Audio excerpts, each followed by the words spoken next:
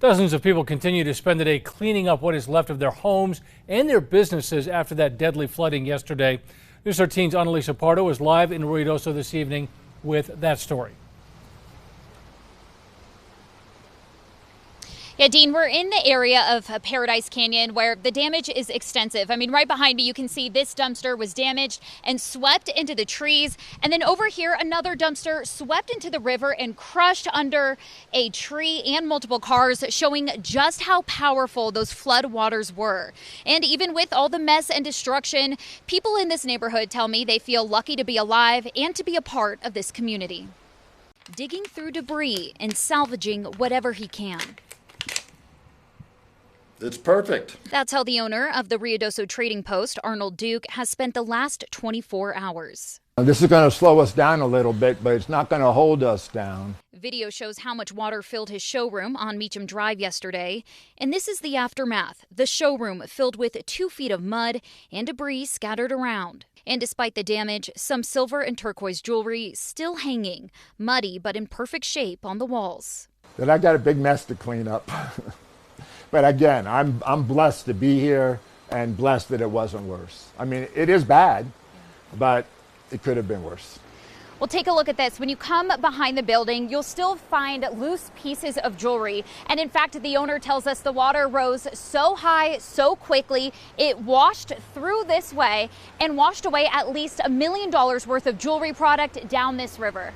And then I have a customer in Dallas that says, I'll give you $500,000 to help you get back in business. It's amazing. You don't realize it.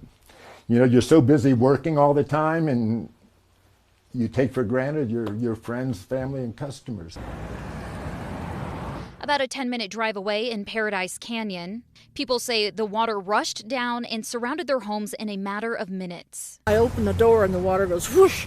So I slammed the door shut and then I go upstairs in the living room, and that's when I panicked because I thought, when I looked out here, the whole road was covered about 4 feet deep, and it was running like a river.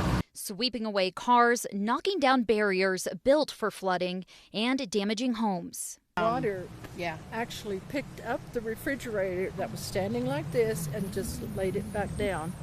But it didn't lay down. It didn't go down because it was floating. Dawn Swearingen got out unharmed and has helping hands today. That's another business owner that they sent their work crew. There have been 2 or 3 people driving around, just making sure people have Gatorade and water and bags of food. And it's because of this mountain community that despite the fires and floods, this family will stay in Ruidoso, their home of more than 45 years.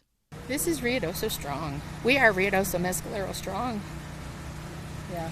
You know, Texas is strong. We're going to get through this because this help doesn't each drive other. us apart.